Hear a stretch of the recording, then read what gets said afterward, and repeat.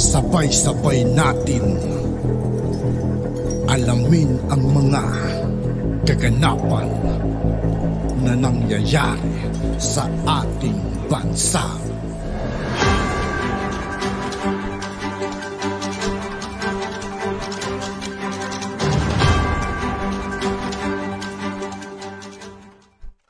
Yo, what's up mga kaibigan? This is I2K po again.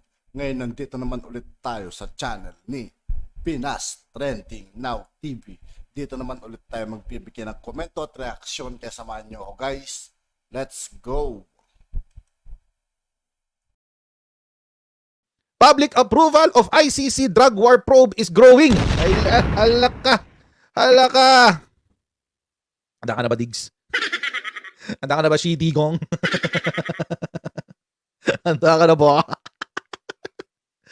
More Filipinos are now supporting the ongoing investigation of the ICC into the previous administration's campaign against illegal drugs, a survey conducted by SWS showed. O, pakisagot nga to. Pakisagot nga to. Pakisagot na lang yan. Ito yung medyo mas relevant na survey. An SWS survey conducted December 8 to 11 found that 53% of the respondents support the statement the ICC should investigate drug-related killings during the Duterte administration. Dito kayo dyan. Pabor ba kayo dyan sa ICC o hindi? Kayo dyan sa Kayo dyan sa chatroom. Gusto niyo na bang mag-imbestiga ang ICC sa Pilipinas? Gusto niyo ba mag-imbestiga ang ICC sa Pilipinas? Ay, ayan na. Sige, comment nyo nga dyan sa baba. Kung gusto niyo mag-imbestiga ang ICC sa Pilipinas. Ay, actually, pwede ako maglagay ng poll. Lagay tayo ng poll. Lagay tayo ng poll. Kaso sa YouTube lang to, wala sa Facebook na ito eh. Gawa tayo niyan. Start poll.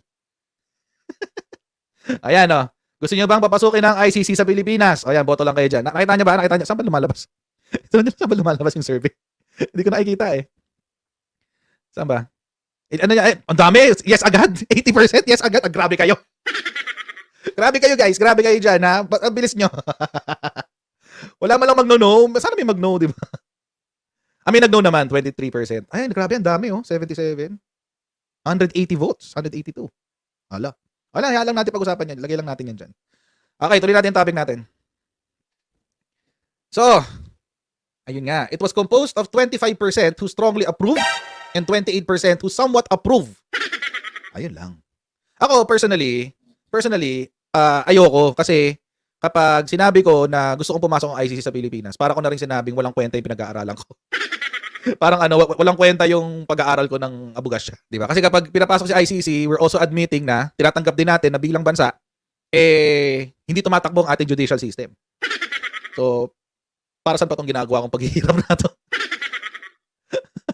Para saan pa to? Di ba? Nagkakasiya na lang ako ng panahon, ganon. But anyway, basahin natin survey. Support for the ICC probe increased from 45% to 20%. Strongly approve and 25% somewhat approve. Obtained in the similar survey conducted in March of 2023. So, ang laki pala ng tinaas. Ang laki ng tinaas nyo from 45 to 53%. Meanwhile, those who disapprove the ICC investigation decreased from 24% to 21%. Pareho kaya nasa survey natin. Halos pareho lang yung 24%, 21%. Nasa 20s din tong natin survey natin. Kung nakikita niyo yung resulta ng survey. 76% ang nagsabing oo. 24% ang nagsasabing hindi. So halos pareho lang. Halos hindi nakakaiba. Ito, sure ako na random tong audience natin. Diba? Kung saan kayo nanggaling. Anyway, the survey results were presented by SWS Vice President Gerardo Sandoval during the 2024 SWS Survey Review held at AIM on Thursday. The latest survey also found that 57% of the respondents agree that the government should allow the ICC investigation regarding the drug-related killings during the Duterte administration.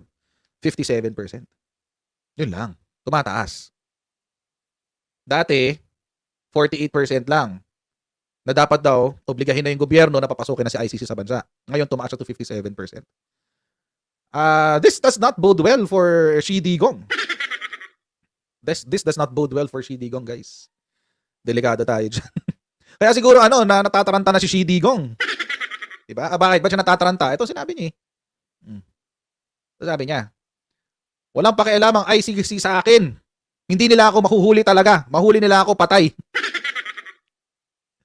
Ano ang authority nila to come in and arrest people? Wala. Kaya pag pumunta sila, arestuhin nila ako dito, magkabarilan talaga. Ayan. Makipagbarilan daw siya, guys. Tingin nyo, kaya niyang gawin to? Kaya niya. Ikaw ba naman may 300 plus na baril eh? Diba? Ikaw na may 300 plus na baril.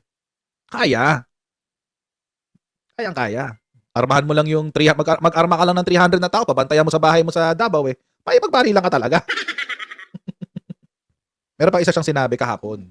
Kahapon to, meron pa siyang bago kanina sa kay PBBM naman. Ang sabi niya, hindi ko kailangan ng tulong ni Marcos sa issue ng ICC, hindi ako pahuhuli ng buhay. Ito yung isang ito yung kalahati ng statement. Kasi si Global Daily Mirror. Ito lang yung kinote niya yung sa bandang huli. Pero may nauna pa diyan. Ito yung sinabi niya ni Xi Digong sa naunang parte. Hindi hihingi ng tulong si dating Pangulong Rodrigo Duterte kay Pangulong Ferdinand Marcos Jr. kaugnay sa issue ng paghahabol sa kanya ng ICC. Ito ang inihayag ng dating presidente sa isang panayam sa kanya sa radyo kasunod ng patuloy na investigasyon ng ICC sa umano'y war on drugs nito sa panahon ng kanyang administrasyon. Talaga? Panindigan mo yan, ha? Panindigan mo yan, ha? Xi Digong. Ang sabi niya, Mr. Marcos has nothing to do with the ICC. As a matter of fact, I am not asking for his help. Hindi ko kailangan si Marcos. Alam ko, hindi iyan ang intensyon ni Marcos na takot-takutin ako na arestuhin ako ng ICC. Sarili ko itong, it started even before me. Before him. Bakit kaya pinaltan ni Digong yung sasabihin niya? No? Bakit kaya pinaltan ni Digong yung sasabihin niya dito? Sarili ko itong, it started even before him. So ito na nga, tapos tinuloy nga dun sa, yan, magkabarilan. Uubusin ko yung mga yan. Galing, no? Palakpakan. So ito yung ito yung pinagmamalaki nila na political genius, master strategist, art of war. Nagpapanik. This is an obvious sign of panic, mga kutsero. Kala ko ba hindi duwag? Eh bakit parang araw-araw na lang yata puro ICC at ang Mindanao Secession ang pinag-uusapan na ito? Parang yung nagpaparinig. Ganun yung sistema eh. Nagpaparinig, 'di ba? Parang batang nagtatantrums, no? Ganun yung dating ni Digong dito eh. Ganun yung dating ng sinasabi. Ngayon mga kutsero, ganito kasi yan. Kung let's say pumayag ang administrasyon sa tawag dito, pag-issue ng arrest warrant ng ICC sa bansa. Kung sakali man. Eh hindi ho ICC ang mag-i-issue ng warrant of arrest. It's our government. Gobyerno ho natin ang mag-i-issue niyan. Sino ang lalapit kay Digong? PNP. Kasi sinabing ito ni Digong. Sinong babarilin niya? PNP? Akala ko ba mahal na mahal niya ang PNP? Akala ko ba mahal na mahal niya ang ating kasundaluhan at ang PNP? Akala ko ba si Xi Digong mahal na mahal ang bansa? Akala ko ba may ganun? Handa ba siyang magkaroon ng SAF 44 Part 2? Sa Davao City nga lang magaganap. Hindi sa Mama sa Pano. May kakayanan siya. O meron siyang 300 baril eh. December 9, 2023 pa to. May mahigit 300 siyang baril eh. Kaya niyang pumalag. Ang tanong, sino ba mag-i-issue ng warrant? Yan. Kaya nga mga kutsero, sino pala magsaserve? Di pala mag-i-issue. Sino ba magsaserve ng warrant? Local natin, local government. Kaya nga itong sinabi, ICC needs government consent for activities in the Philippines. Kailangan ng consent ng ating gobyerno, sabi ng ating DOJ. Hindi sila basta-basta makakagalaw dito sa Pilipinas nang walang paalam sa ating gobyerno. The ICC needs to seek prior consent from government agencies in the Philippines before conducting official activities in the Philippines according to the DOJ. Any presence of international bodies such as the ICC within our jurisdiction must be in accordance with our Constitution and relevant laws. Prior consent and approval of relevant departments including the DFA, DILG, kung saan kasama ang PNP, and the DOJ must be obtained before any foreign entities can conduct official activities within our territory. Kasi wala kasing walang enforcement body ang ICC. Wala siyang enforcement powers. It is what it is. Tingnan niyo si Putin, may arrest warrant. Na-aresto ba siya? Hindi. Bakit? Ayaw mag-cooperate ang Russian government.